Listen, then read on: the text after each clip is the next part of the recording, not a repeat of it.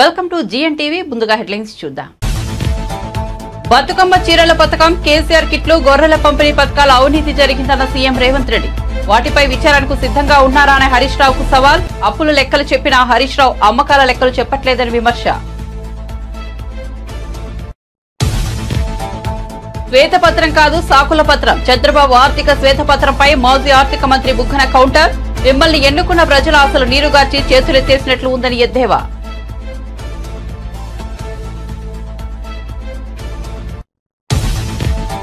కేంద్ర బడ్జెట్ లో ఆంధ్రప్రదేశ్ రాష్ట్ర రాజధాని అమరావతికి ప్రాధాన్యత ఇచ్చామన్న కేంద్ర సమాచార శాఖ సహాయ మంత్రి మురుగన్. బడ్జెట్ లో ఏపీ అభివృద్ధికి 50,474 కోట్లు కేటాయించామని వెల్లడి.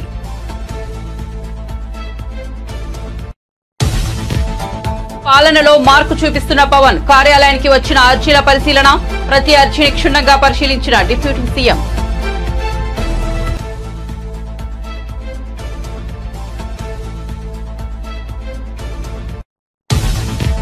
తెలంగాణ బడ్జెట్ పై అసెంబ్లీలో వాడివేడిగా చర్చ. హరీష్ రావు వద్ద సబ్జెక్టు లేదన్న కోమటిరెడ్డి. ఆయనది హాఫ్ నాలెడ్జ్ అన్న హరీష్ రావు. బీఆర్ఎస్ అంటేనే అబద్దాలకు పుట్టినిల్లన్న మంత్రి కోమటిరెడ్డి. మీకు ఇబ్బందిగా అనిపిస్తే రికార్డ్స్ నుంచి తొలగించుకోండన్న హరీష్ రావు. కేసీఆర్ బాటలోనే రేవంత్ రెడ్డి నడుస్తున్నారు. అవకాశవాద పార్టీలన్న బాడీ సంటే బ్రోకర్లకు కమిషన్లు ఇచ్చి కాంగ్రెస్ అప్పులు తెచ్చే కుట్రలు చేస్తోందని విమర్శ. దీంతో రాష్ట్ర ప్రజలపై మోయలేని భారం పడుతుందన్న ఆందోళన. ఈ అంశంపై అసెంబ్లీలో చర్చ జరగాలని డిమాండ్. భద్రాచలం వద్ద 3వ ప్రమాద హెచ్చరిక జారీ. 53 అడుగులకు చేరిన గోదావరి నీటి మట్టం. మధ్యాహ్నం సమయానికి 52 అడుగులు దాటిన నీటి మట్టం. ధవళేశ్వరం కాటన్ బ్యారేజ్ వద్ద పెరుగుతున్న వరద నీరు.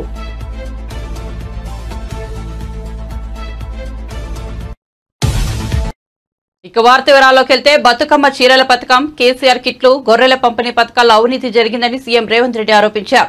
వాటిపై విచారణకు సిద్ధంగా ఉన్నారా అని హరీష్ రావుకు సవాల్ విసిరారు. అసెంబ్లీలో బడ్జెట్ పై చర్చ సందర్భంగా ఆయన మాట్లాడారు. అప్పుల లెక్కలు చెప్పిన హరీష్ రావు అమ్మకాల లెక్కలు చెప్పట్లేదని విమర్శించారు. చేయలేదు. కేసీఆర్ పాలనలో రంగారెడ్డి జిల్లాలో భూములు అమ్ముకున్నారని ఆరోపించారు. బతుకమ్మ చీరలని చెప్పి సూరత్ నుంచి కిలోల లెక్క తీసుకొచ్చి పంపిణీ చేశారన్నారు. ఔటర్ రింగ్ రోడ్డు 159 కిలోమీటర్లు. ఆనాడు కాంగ్రెస్ పార్టీ అద్భుతంగా ప్రపంచానికే ఆదర్శంగా ఉండే ఔటర్ రింగ్ రోడ్డును నిర్మిస్తే లక్షల కోట్ల రూపాయల విలువైన ఔటర్ రింగ్ రోడ్డును పల్లి బఠానీలకు అమ్ముకున్నట్టు 7,000 కోట్ల రూపాయలకు అమ్మి తెగనమ్మి గొర్రెల పథకము ఎన్ని గొర్రెలు ఇచ్చిండ్రో ఎన్ని గొర్రెలు ఉన్నాయో ఇవాళ మొత్తం లెక్కలు తేలినాయి. గొర్రెల మీద ఏసీ బోళ్ళు ఊరికి అట్లా మీద ఇట్లా తడిమి చూస్తే ఆల్రెడీ 700 కోట్లు గొర్రెల పేరు మీద దిగమింగినరని చెప్పి ఈరోజు రిపోర్ట్స్ వచ్చినాయి. కేసీఆర్ కిట్టులో ఏం అవినీతి జరిగిందో వారు కోరుకుంటే విచారణకి ఇద్దాం, దాని మీద కూడా పోదాం. ఇదే కాకుండా గొప్ప పథకం అని చెప్పిన బతుకమ్మ చీరలలో జరిగిన అవినీతి మీద కూడా బతుకమ్మ చీరలు చేనేత కార్మికులకు పని కల్పిస్తున్నాం అని చెప్పి సూరత్ వెళ్ళి కిలోల కింద చీరలు తీసుకొచ్చి ఆడబిడ్డల్ని మభ్య పెడితే ఆడబిడ్డలే బయటకు వచ్చి తగులబెట్టిర్రు. అవి ఏడగడుతురు వ్యవసాయ పొలాలలో పిట్టలను బెదిరించడానికి బతుకమ్మ చీరలు కడుతున్నారు. ఆడబిడ్డలు ఎవరు కట్టుకోలే అధ్యక్ష. అంటే బతుకమ్మ ఒక సెంటిమెంట్ తెలంగాణ ఆడబిడ్డలకు. ఆ సెంటిమెంట్ను కూడా దోపిడీకే ఉపయోగించుకున్నారు. గొర్రెలు మా యాదవ్ సోదరులు అమాయకులు, మంచోళ్ళు, నమ్మితే ప్రాణం ఇచ్చేటోళ్ళు. మా కుర్మ యాదవ్ సోదరులను అడ్డం పెట్టుకొని 100,000 కోట్ల రూపాయలు కొల్లగొట్టి మింగుతే ఇవాళ వాళ్ళ పంపకాలలో పంచాయతీలు వస్తే పోలీస్ స్టేషన్లో వాళ్ళే ఫిర్యాదు చేసుకుంటే ఆ కేసు ఏసీబీ విచారణకు తీసుకుంటే ఇవాళ ఇప్పటికే మీదనే 700 కోట్ల రూపాయలు వచ్చినాయన్నారు. ఇప్పుడు ఈడోళ్ళు వచ్చి కూర్చున్నారు. అదేవిధంగా మొన్నటి వరకు పదే మమ్మల్ని సవాల్ విసిరిండ్రు. ఏమని? అసలు కాళేశ్వరం మీద మేము పెట్టిందే 80,000 కోట్లు, కాళేశ్వరం ప్రాజెక్టే 80,000 కోట్లు అయితే 1,00,000 కోట్ల రూపాయల అవినీతి ఎట్లా జరిగింది? రాహుల్ గాంధీ గారు లీడర్ కాదు రీడరు అని ఇట్లాంటి మాటలు వీళ్ళే మాట్లాడారు. ఇప్పుడేమంటుండు? ఇప్పటి వరకు మేము 94,000 కోట్ల రూపాయలు కాళేశ్వరం ఖర్చు పెట్టినామంటున్నాడు. నిన్నటికి నిన్న పోయి చూసిర్రు ఎట్లా కూలిందో, ఇంకేమైనా మిగిలిందా లేదా అని. ఇవాళ ఇన్ని తప్పిదాలు చేసి ఉన్నాయని నమ్మి రంగారెడ్డి జిల్లాలో తమ రంగారెడ్డి జిల్లా నుంచి రిప్రజెంట్ చేస్తున్నారు అధ్యక్ష. మా మల్రెడ్డి రంగారెడ్డి గారు ఎప్పుడు మొత్తుకుంటుంటారు, అన్ని మా భూములు అమ్ముకున్నారు, కనీసం మాకు రోడ్లు కూడా వేయలేదు, మా డ్రైనేజ్కి కనీసం మురికి కాలువలు కట్టుకోనికి కూడా నిధులు ఇవ్వలేదు, మా కాలేజీలు కూడా కట్టుకోవడానికి నిధులు ఇవ్వలేదని మా మల్రెడ్డి రంగారెడ్డి గారు అంటుంటారు. ఎన్ని వేల కోట్ల రూపాయల భూములు అమ్మినరో ఇవాళ లెక్క తీద్దాం అధ్యక్ష. అప్పుల లెక్క ఏదైతే చెప్తుండో అమ్ముకున్న లెక్కలు చెప్తలేడు. ఇవాళ మేము ఇది కట్టినాం, మేము అది కట్టినాం, ఈ కట్టడాలు చెప్తున్నాం, అమ్ముకున్న లెక్కలు కూడా తెలవాలి కదా అధ్యక్ష. ఏమన్యాయం చేసినాం అధ్యక్ష పాలమూరులో మేము చంద్రశేఖరరావుకి ఏమన్యాయం చేసినాం? ఏం చేసినాం? 2009లో కరీంనగర్ జిల్లాలో అక్కడ ఓడగొడతారని భయపడి పాలమూరు జిల్లాకు వలస వస్తే వలసలిపోయే పాలమూరు జిల్లా ప్రజలు గుండెల్లో పెట్టి చూసుకొని భుజాల మీద మోసి పార్లమెంటుకు పంపిస్తే పార్లమెంటుకు పోయి ఇవాళ తెలంగాణ రాష్ట్రం వచ్చినాక కేంద్ర బడ్జెట్ లో ఆంధ్రప్రదేశ్ రాష్ట్రానికి ముఖ్యంగా రాజధాని అమరావతికి ప్రాధాన్యత ఇచ్చినట్లు కేంద్ర సమాచార శాఖ సహాయ మంత్రి మురుగన్ తెలిపారు. రాష్ట్రంలో వెనుకబడిన ప్రాంతాల అభివృద్ధికి 2040 లక్ష్యంగా బడ్జెట్ కేటాయించామన్నారు. ఆయా ప్రాంతాల్లో 8.2% ఆర్థిక అభివృద్ధిని లక్ష్యంగా నిర్దేశించామన్నారు. కేంద్ర బడ్జెట్ అనంతరం మేధావులు వివిధ వర్గాల ప్రతినిధులతో సమావేశమయ్యేందుకు విజయవాడ వచ్చిన కేంద్ర మంత్రి మురుగన్ ఓ హోటల్లో మీడియా సమావేశం నిర్వహించారు. విదేశీ ప్రత్యక్ష పెట్టుబడుల నిబంధనలను సరళతరం చేయడంతో పాటు ఎంఎస్ఎంఈలను బలోపేతం చేసే దిశగా బడ్జెట్లో తగిన ప్రతిపాదనలు చేసినట్లు తెలిపారు. తాజా బడ్జెట్లో ఏపీ అభివృద్ధికి 50,474 కోట్లు కేటాయించారన్నారు. పోలవరం ప్రాజెక్టును సత్వరమే పూర్తి చేసేందుకు కేంద్రం కట్టుబడి ఉందన్నారు. Getting huge marks. They are coming all throughout the India. They are getting seats also. So it helps the state also, the state students also. So the only for the political purpose they are opposing this. What about Karnataka and West Bengal governments of the state? Karnataka. Always the India Alliance people, they want to create confuse. They want create a political turbulence. So for the political purpose only, if the state Tamil Nadu picks something, they will support. And no related to the Tamil Nadu, West Bengal raise some issue, Tamil Nadu government supports. No means the India Alliance's purpose is to oppose the central government. In ex-CM Jagan. For the today, why the Stalin is not went for the Nidhi Ayog? Mamata Banerjee went, our Chandrababu Naidu ji went to attend, because it's in federal forum to discuss the state's development. The Stalin don't want to develop the Tamil Nadu. He don't want to develop the Tamil Nadu's industries. He don't want to develop the Tamil Nadu's growth. So that's why he created a false narrative and he created a false propaganda.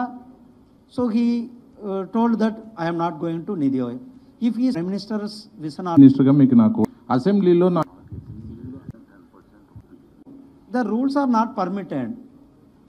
If he is not eligible, the rules are not permitted, then how it will be? We'll see. The matter is in sub judice.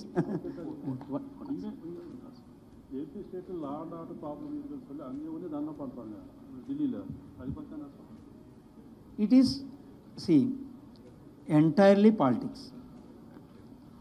He is not the former Chief Minister, YSRCP, Sri Jaganmohan Reddy is unable to tolerate. AP ఆర్థిక శ్వేతపత్రంపై మాజీ మంత్రి బుగ్గన రాజేంద్రనాథ్ రెడ్డి విమర్శలు గుప్పించారు. ఇది శ్వేతపత్రమా లేక సాకుపత్రమా అని ప్రశ్నించారు. చంద్రబాబు విడుదల చేసిన శ్వేతపత్రం 30 పేజీలకు పైన ఉందని అన్నారు. వైట్ పేపర్లో సమస్యలు చెప్పి వాటిని తాము ఎలా పరిష్కరిస్తామో చెబుతారని, కానీ ఇది మాత్రం సమస్యలు చెప్పి చేతులెత్తేసి వెళ్లిపోయినట్లు ఉందని ఎద్దేవా చేశారు. మిమ్మల్ని ఎన్నుకున్న ప్రజల ఆశలు నీరుగార్చి చేతులెత్తేసినట్లు ఉందని విమర్శించారు. కాబట్టి ఇది శ్వేతపత్రం కాదని సాకుపత్రం మాత్రమేనని స్పష్టం చేశారు. ఫీడ్బ్యాక్ వ్యాపారస్తుల ఫీడ్బ్యాక్ నుంచి చూస్తే 1వ స్థానంలో ఉన్నారు. కానీ మీరు చెప్పే ప్రకారం అయితే అప్పట్లో ప్రగతి ఉంది, ఇప్పుడు లేదు అని అంటారు. ఎంత అన్యాయంగా చెప్తారండి అది. అదేవిధంగా డైవర్షన్ ఆఫ్ ఫండ్స్ త్రూ ఎంత అండి, ఇప్పుడు ఏ విధంగా డైవర్ట్ చేసినారండి. ఇప్పుడు లిక్కర్ ఏదైతే అమ్ముతామో ప్రభుత్వం లిక్కర్ సేల్స్ చేసినప్పుడు దాంట్లో ఒక 6-7 రకాల కాంపనెంట్స్ ఉంటాయి. ఒకటి లైసెన్స్ ఫీ, ఒకటి ఎక్సైజ్ డ్యూటీ, ఒకటి అడిషనల్ ఎక్సైజ్ డ్యూటీ, ఒకటి ప్రివిలేజ్ ఫీ, ఒకటి ఏఆర్ఈటీ, ఒకటి ఆర్ఈటీ, ఒకటి స్పెషల్ మార్జిన్, అదర్స్. అయితే ఇంతకుముందు తెలుగుదేశం ప్రభుత్వంలో రీటైల్ షాపులు ఉన్నప్పుడు లిక్కర్ సేల్స్ అన్నీ కూడా ఆ ఊర్లో ఉండే వాళ్ళు సిండికేట్ అయిపోయి వాళ్ళే తెలుగుదేశం వాళ్ళే లిక్కర్ షాప్ నడుపుతూ సిండికేట్ అయ్యి ఆ సిండికేట్లో భాగంగా ఎంఆర్పి ఏదైతే ఉందో అంతకంటే ఎక్కువ అమ్మేవాళ్ళు. అంటే ఉదాహరణకు ఒకవేళ బియర్ బాటిల్ ఒకటి 100 రూపాయలు అయితే ఒక 10 రూపాయలు 20 రూపాయలు వాళ్ళు సిండికేట్ చేసుకొని ఆ ఊర్లో ఎక్కువ అమ్మేవాళ్ళు.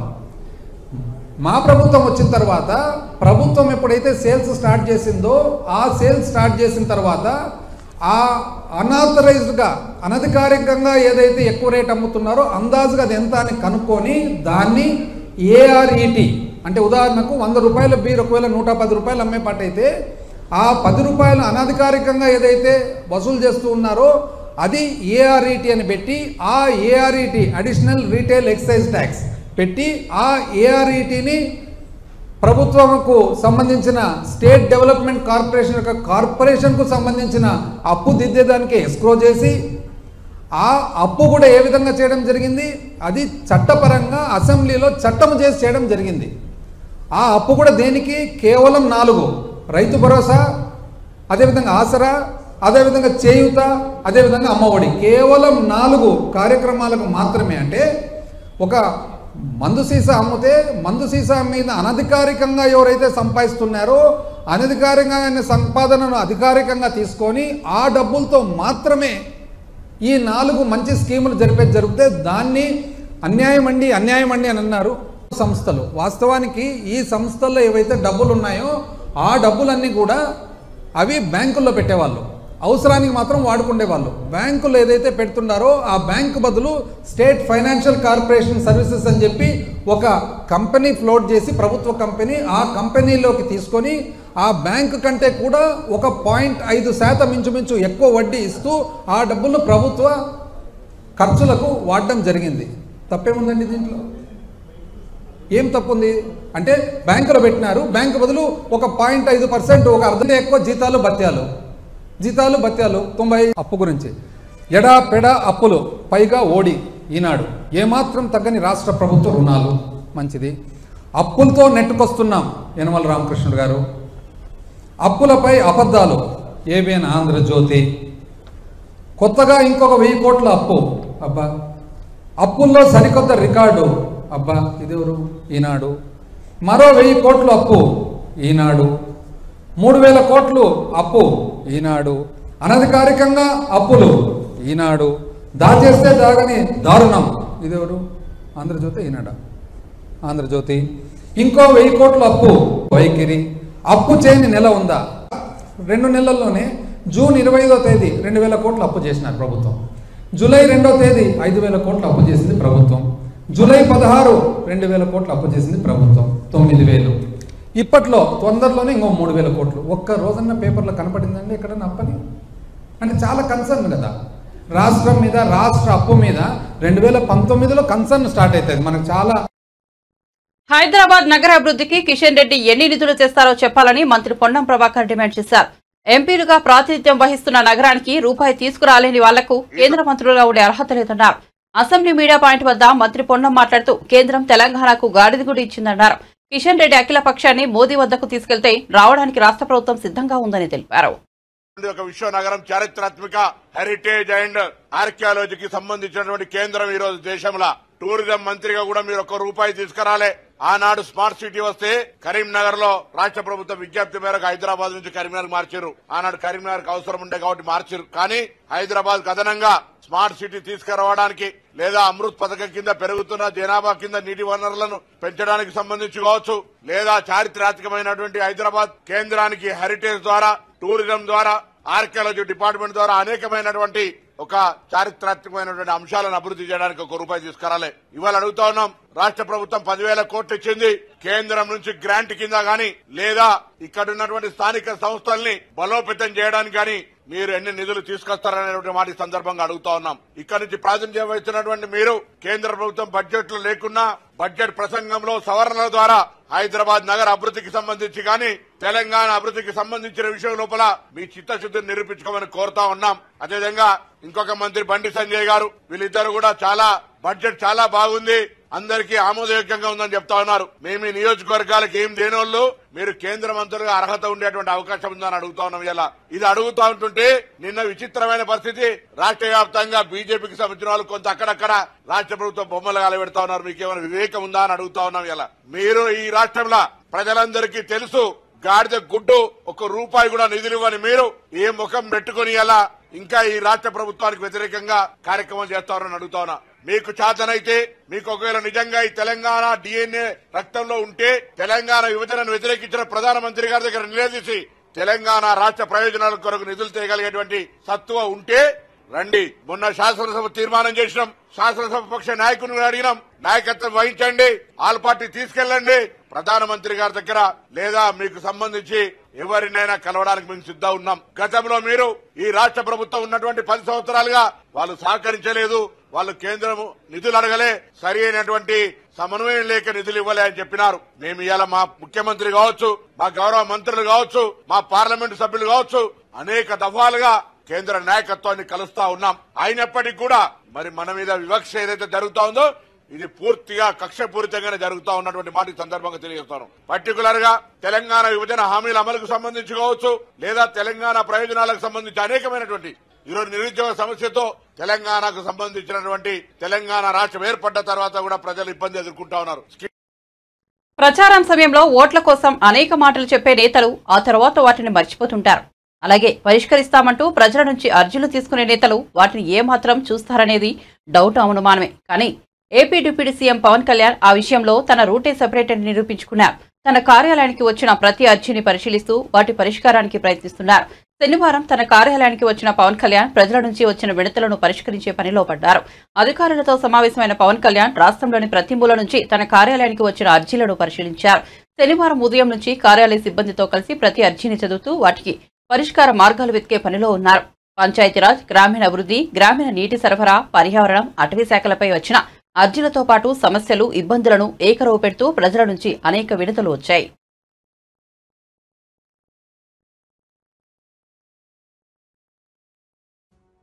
అధికార పక్షాన్ని చీల్చి చెండాడతానన్న ప్రతిపక్ష నేత బీఆర్ఎస్ అధినేత కేసీఆర్ బడ్జెట్ సమావేశాలకు ఎందుకు రాలేదని మంత్రి కోమటిరెడ్డి వెంకటరెడ్డి నిలదీశారు. అసెంబ్లీలో బడ్జెట్ పై చర్చ సందర్భంగా బీఆర్ఎస్ ఎమ్మెల్యే హరీష్ రావు, మంత్రి కోమటిరెడ్డి మధ్య కాసేపు మాటల యుద్ధం జరిగింది. ఇచ్చిన హామీలను కాంగ్రెస్ గాలికొదిలేసిందని హరీష్ రావు ఆరోపించారు. దీనిపై మంత్రి కోమటిరెడ్డి ఘాటుగా బదిలిచ్చారు. ఈ రాష్ట్రం యొక్క ప్రతిష్ట మసకబారద్దనేదే మా తాపత్రయం తప్ప వేరే లేదు. ఒక చిన్న ఎగ్జాంపుల్ చెప్తా అధ్యక్ష. గ్రూప్ 2 ఉద్యోగాల కోసం నిరుద్యోగులందరూ కూడా రోడ్ల మీదకి వచ్చి వాళ్ళు వాయిదా వేయాలని అడిగితే గౌరవ ముఖ్యమంత్రి గారు ఏమన్నారంటే, ఎవరైనా వాయిదా వేయమని అడిగేది, సన్నాసులు అడుగుతున్నారు వాయిదా వేయమని అన్నారు. అన్నాక 3 రోజులకే వాయిదా వేసింది. మరి ఇప్పుడు ఎవరు సన్నాసులు అంటే నేను అనేది ఏంటంటే అధ్యక్ష, దయచేసి అట్లా మాట్లాడకూడదు. అదేవిధంగా మోతీలాల్ అనే ఒక నిరుద్యోగి నిరాహార దీక్ష చేస్తే ముఖ్యమంత్రి గారు ఏమన్నారంటే, ఆయన అప్లికేషనే పెట్టలేదు, ఆయనకు అసలు హాల్ టికెటే లేదు అన్నాడు. తెల్లారైన 3 హాల్ టికెట్లు బయట పెట్టిండు. ఎవరి గౌరవం దెబ్బతిన్నది? మేమనేది ఒక ముఖ్యమంత్రి స్థాయిలో ఉన్నప్పుడు బాధ్యతాయుతంగా మాట్లాడి ఆయన భయపడతారు సార్ ఒకటే సార్, ఆయన గ్యారంటీలు అంటున్నాడు సార్. గౌరవ హరీష్ రావు గారు మాట్లాడిందంతా కూడా సభని తప్పుతో పట్టించేదిగా ఆయన మాట్లాడు చూస్తున్నాడు సార్. 2:30కి వెళ్ళి ఆయన ఆడికే వస్తా ఆయన గ్యారంటీల విషయం అంటుండు సార్. గ్యారంటీల విషయం అంటున్నాడు. 2001లో ఆయన పార్టీ పెట్టినప్పుడు సార్, కొండా లక్ష్మణ్ బాబుజీ గారి ఇంట్లో పార్టీ పెట్టినప్పుడు నేను తెలంగాణ పార్టీ పెడుతున్నాం, రాష్ట్రాన్ని తెలంగాణ వస్తే మొట్టమొదటి ముఖ్యమంత్రి దళితుడు అవుతాడు, దళితుని చేయలేకపోతే మెడ మీద తల తీసుకుంటా అని ఆ రోజు ముసలైనాయి సార్. అబద్ధాలు అంటే వీలై, గ్యారంటీలు అంటే వీలై, మోసాలు సార్. డబుల్ బెడ్రూమ్ కడతా, డబుల్ బెడ్రూమ్ లో బిడ్డ అల్లుడు వస్తే ఎక్కడ వండుకోవాలి, బేకరీ కట్టేసుకోవాలి. మీ హరీష్ రావు గారు ఒక మాట మాట్లాడి సార్, హరీష్ రావు గారు 24 గంటలు కరెంట్ ఇచ్చినా అన్నాడు సార్. 24 గంటల కరెంట్ ఇచ్చిన అంటే నేను ఒక సబ్స్టేషన్ సార్ బండ సోమవారం అనే సబ్స్టేషన్కి వెళ్ళాను. అక్కడ ఆపరేటర్ బస్ అయిన ఆపరేటర్ వీడియో రికార్డింగ్ ఉన్నది. నేను నా సర్వీసులో 9 ఏళ్ళు అయింది సార్. ఎలక్షన్ల ముందు 9 ఏళ్ళకెళ్ళి సర్వీసులో ఉన్నా. ఇక్కడ ఎప్పుడు కూడా 14 గంటల కరెంటు రాలేదని నాకు రికార్డు తీసి చూపిస్తే రాత్రి లా బుక్లు వాపసు తీసుకొచ్చాను. మోసాలు, దగా, కుట్రలు, అబద్ధాలు అన్ని నేర్పింది ఎవరంటే అవన్నీ టీఆర్ఎస్ పార్టీ పుట్టిన తర్వాత పుట్టిన సార్. ఇలా దళితులు ముఖ్యమంత్రి ఉన్నారు సార్. ఆఖరికి మా దళిత ప్రతిపక్ష నాయకుడు ఉంటే చూసి ఓడవలేక 13 మంది శాసనసభ్యులని సంతలో పశువులాగా కొని ప్రతిపక్ష హోదా లేకుండా చేశాడు. మాజీ ముఖ్యమంత్రి జగన్ నివాసం ఉంటున్న తాడేపల్లి ప్యాలెస్ కల్కి సినిమాలోని కాంప్లెక్స్ లాంటిదని తెలుగుదేశం పార్టీ నేత డొక్కా మాణిక్యవర ప్రసాద్ విమర్శలు గుప్పించారు. కాంప్లెక్స్ లో కమాండర్ల సజ్జల రామకృష్ణారెడ్డి కుట్రలు కుతంత్రాలకు ప్రణాళికలు రచిస్తారని ఆరోపించారు. కాంప్లెక్స్ లో జగన్ సుప్రీం కాదు, ఆయన్ను మించిన వారు ప్యాలెస్ లో ఉన్నారు. సుప్రీం కమాండర్లకు మధ్యవర్తిగా జగన్ వ్యవహరిస్తారని డొక్కా ఆరోపించారు. జగన్ అసెంబ్లీకి రాకుండా ప్రెస్ మీట్ పెట్టి శ్వేతపత్రాలపై అబద్దాలు మాట్లాడారని డొక్కా మండిపడ్డారు. నేను ఆ తప్పులు చేయలేదు, నేను బాగానే పరిపాలించాను అని ఒక శుద్ధపూసలాగా మాట్లాడాడు. కానీ వాస్తవం ఏంటనేది కాలం నిర్ణయిస్తుంది. దాన్ని రకరకాల సంస్థలు వెరిఫై చేస్తారు. 2 గంటల పైచీలకు మొట్టమొదటిసారి 5 సంవత్సరాల చీఫ్ మినిస్టర్ ఉన్నప్పుడు మంత్రులు, ఎమ్మెల్యేలు, పార్టీ నాయకులకు కూడా అపాయింట్మెంట్ ఇవ్వని వ్యక్తి, ఎవరికి అపాయింట్మెంట్ ఇవ్వకుండా ఒక రూమ్లో దాక్కున్న వ్యక్తి ఈరోజు అధికారం కోల్పోగానే తనకి మైండ్లోంచి దిగొచ్చి నిన్న 2.5 గంటలు అబద్ధాలు మాట్లాడలేక చాలా మాటలు తడబడి పడ్డాయి. చాలా తప్పులు మాట్లాడాడు. ఆ మాట కూడా స్పష్టంగా రావట్లే. అంటే అబద్ధాలు చెప్పడం కూడా ఆయనకి తడబాటు పడ్డాడు. అబద్ధాలు చెప్పడంలో అంత అబద్ధాలు చెప్పాల్సిన పని ఏముంది? వాస్తవంగా ఉన్న విషయాలు ఒప్పుకోండి, లేదంటే మీరు బాగు చేయండి, నేను చేయలేకపోయాను మీరు చేయండి అని చెప్పండి. నువ్వు చేయలేదనే కదా ప్రజలు రిజెక్ట్ చేసింది నిన్ను. ఆ విషయాన్ని ఒప్పుకోవటానికి ఎందుకు వెనకడుగు వేస్తావు? నువ్వు వాస్తవంగా అసలు ప్రజల చేత ఎలక్ట్ అయిపోయిన ఎమ్మెల్యేవి నువ్వు. నీకు నిజంగా ధైర్యం ఉంటే అసెంబ్లీకి వచ్చి నువ్వు అటాక్ చేయి, సమాధానం చెప్పు. అసెంబ్లీని విస్మరించి నీ ప్యాలెస్లో కూర్చొని ప్రెస్ మీట్ పెడతారా? ధర్మం అనేది ఎలక్టెడ్ మెంబర్స్కి. నీకు ప్రజాస్వామ్యం మీద, రాజ్యాంగం మీద నమ్మకం ఉందా నీకు? నువ్వు అసెంబ్లీకి వచ్చి నువ్వు మాట్లాడు. గౌరవ సభ్యుడు ఎలక్ట్ అయ్యావు మీరు. నువ్వు రాష్ట్రంలో 5 సంవత్సరాలు ముఖ్యమంత్రిగా చేశారు. మీరు వచ్చి ఆ అసెంబ్లీలోనే మీకున్న డిఫెన్స్ ఏంటో మీరు చాలా తీవ్రంగా ఖండిస్తున్నాము. అది ప్రజాస్వామ్యంలో అది వాంఛనీయం కాదు, అది రాజ్యాంగ వ్యతిరేకం. మీ ప్యాలెస్ కంటే అసెంబ్లీ పవిత్రమైంది. రాజ్యాంగంలో అసెంబ్లీ బ్రోకర్లకు కమిషన్లు ఇచ్చి మర్చెంట్ బ్యాంకర్స్ ద్వారా అధిక వడ్డీలకు 1000 కోట్లు అప్పు తెచ్చే కుట్రను కాంగ్రెస్ ప్రభుత్వం తెరతీసిందని కేంద్ర మంత్రి బండి సంజయ్ ఆరోపించారు. కరీంనగర్ లో నిర్వహించిన మీడియా సమావేశంలో ఆయన మాట్లాడారు. అధిక వడ్డీలకు అప్పు తీసుకొస్తే రాష్ట్ర ప్రజలపై మోయలేని భారం పడబోతోందన్నారు. ఈ అంశంపై అసెంబ్లీలో చర్చ జరపాల్సిందేనని చెప్పారు. రాష్ట్ర బడ్జెట్ కాంగ్రెస్ 6 గ్యారంటీలు గాడిద గుడ్డు అని ఎద్దేవా చేశారు. 6 గ్యారంటీలను అమలు చేయలేక కేంద్రాన్ని బద్నాం చేసేందుకు కుట్ర చేస్తోందన్నారు. నీతి ఆయోగ్ సమావేశానికి సీఎం రేవంత్ రెడ్డి డుమ్మా కొట్టడం దుర్మార్గమన్నారు. ప్రజలు కూడా ఇళ్ల నిర్మాణం చేసుకోవడం కూడా ప్రభుత్వం ప్రత్యేకంగా సంక్షేమ పథకం ఉంది. దానికి ఇళ్ల నిర్మాణం కోసం ఇళ్లలో తెలంగాణకు లక్షల ఇళ్లు వస్తాయి. ఇది రాష్ట్ర ప్రభుత్వం కూడా కేంద్రం యొక్క సహకారం తీసుకుంటాం ప్రధానమంత్రి ఆవాస్ యోజన కింద అని చెప్పి కూడా స్పష్టం చేయడం జరిగింది. దాంతోపాటు కేంద్ర పన్నుల రూపేణ ట్యాక్స్ డెవల్యూషన్ 26,291,000 కోట్ల 2,99,000 రైల్వే బడ్జెట్ కేటాయించడం జరిగింది. 20 రెట్లు ఎక్కువ కేటాయించాం ఈ 10 ఏళ్లలో ఇవ్వడం జరిగింది. 437 తల కరీంనగర్లో తిరుమలపల్లి కూడా ఉన్నది. 40 రైల్వే స్టేషన్ ఆధునీకరణ పనులు, దానిలో భాగంగా కరీంనగర్, పెద్దపల్లి, రామగుండము రైల్వే స్టేషన్ కూడా కొత్త టెక్నాలజీతో ఆధునీకరించే పనులు కూడా ప్రారంభమైనాయి. 217 కోట్లతో సికింద్రాబాద్ రైల్వే స్టేషన్ ఆధునీకరణ జరుగుతున్న విషయం అందరికీ తెలిసిందే. చెర్లపల్లిలో హైదరాబాద్లో ఈ ట్రాఫిక్ ఇబ్బంది వల్ల దాంతో ప్రజలు ఇబ్బంది పడుతున్నారు. కేవలం నాంపల్లి, సికింద్రాబాద్ స్టేషన్లే ఉన్నాయి, కానీ ప్రజలు సమయాన్ని చేరుకోలేకపోతున్నారు అని చెప్పి ఉద్దేశంతో చెర్లపల్లిలో నూతన టెర్మినల్ పనులు కూడా 99% పూర్తయింది. ప్రారంభోత్సవానికి సిద్ధం ఉంది.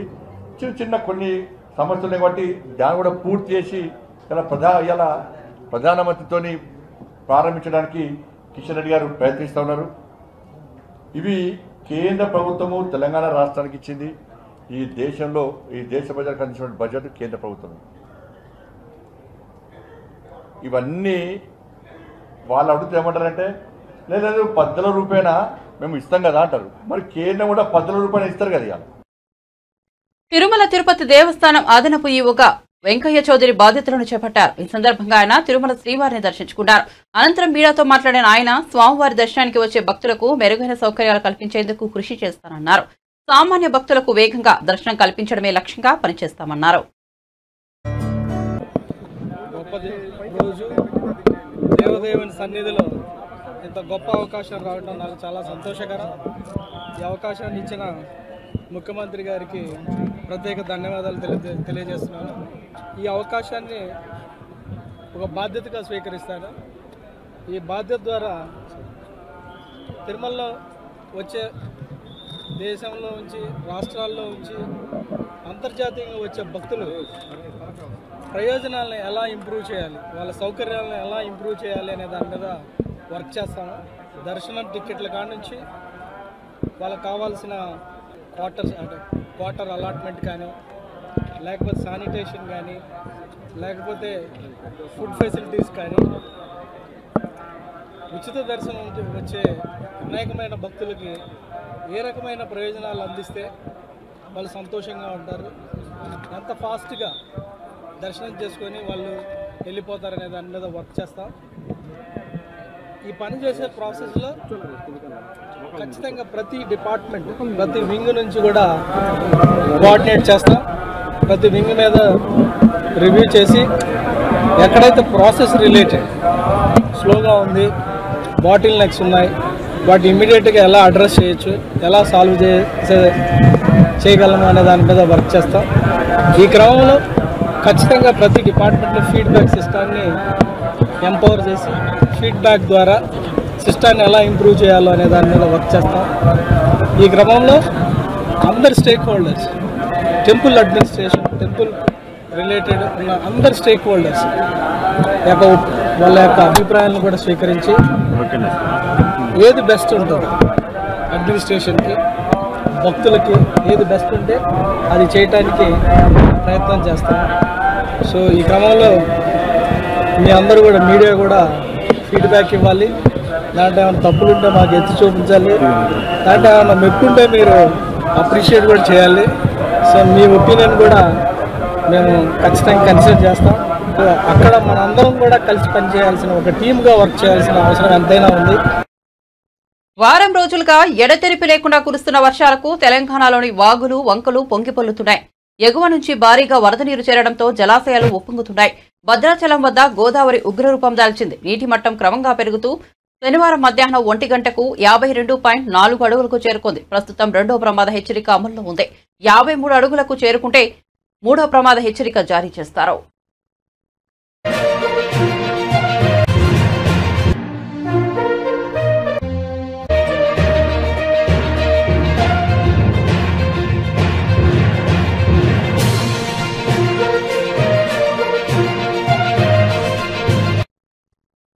బులెటిన్ ముగించే ముందు హెడ్లైన్స్ మరోసారి చూద్దాం. బతుకమ్మ చీరల పథకం, కేసీఆర్ కిట్లు, గొర్రెల పంపిణీ పథకాల్లో అవినీతి జరిగిందన్న సీఎం రేవంత్ రెడ్డి. వాటిపై విచారణకు సిద్ధంగా ఉన్నారా అనే హరీష్ రావుకు సవాల్. అప్పుల లెక్కలు చెప్పిన హరీష్ రావు అమ్మకాల లెక్కలు చెప్పట్లేదని విమర్శ.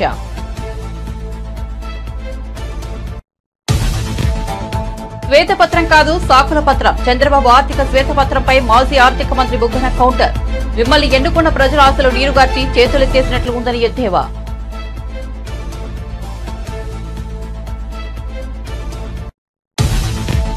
కేంద్ర బడ్జెట్లో ఆంధ్రప్రదేశ్ రాష్ట్ర రాజధాని అమరావతికి ప్రాధాన్యత ఇచ్చామన్న కేంద్ర సమాచార శాఖ సహాయ మంత్రి మురుగన్.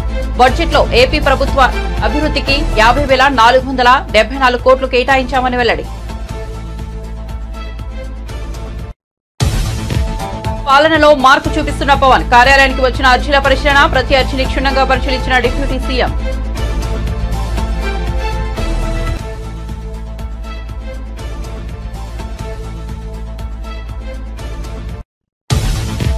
తెలంగాణ బడ్జెట్పై అసెంబ్లీలో వాడివేడిగా చర్చ. హరీష్ రావు వద్ద సబ్జెక్ట్ లేదన్న కోమటిరెడ్డి, ఆయనది హాఫ్ నాలెడ్జ్ న హరీష్ రావు.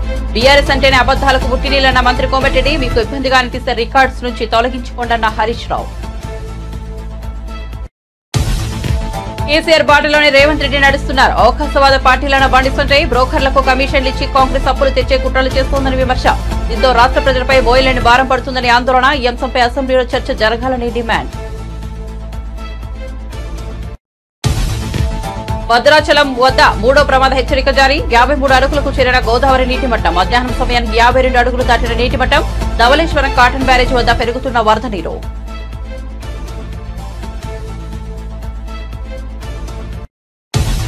మరిన్ని అప్డేట్స్ కోసం చూస్తూనే ఉండండి GN TV.